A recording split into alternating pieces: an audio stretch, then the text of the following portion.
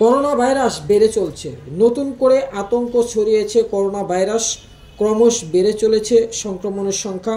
Corona generation 1 variant নিয়ে আতঙ্কের স্রোত বইছে দেশবাসীর মনে।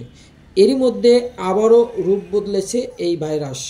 NB.1.8 যা নিঃশ্বাস নামে পরিচিত, এই নতুন ভেরিয়েন্টটি চীন এবং হংকং জুড়ে দ্রুত ছড়িয়ে পড়ছে এবং পাশের রাষ্ট্র ভারতেও এটা ব্যাপক আকার ধারণ করেছে এবং বাংলাদেশে এই ভ্যারিয়েন্টটি ছড়িয়ে পড়ছে।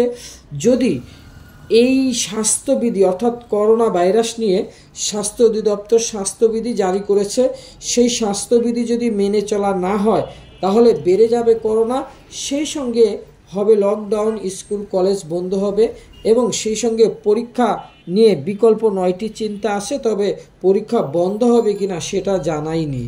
তবে নিঃশ্বাস ভেরিয়েন্টের সবচেয়ে উল্লেখযোগ্য লক্ষণ হচ্ছে তীব্র গলা ব্যথা এবং সেই সঙ্গে রীতিমতো হাঁচি কাশি থাকবে এবং নিঃশ্বাসে অনেক কষ্ট হবে বলে জানিয়েছে স্বাস্থ্য অধিদপ্তর থেকে।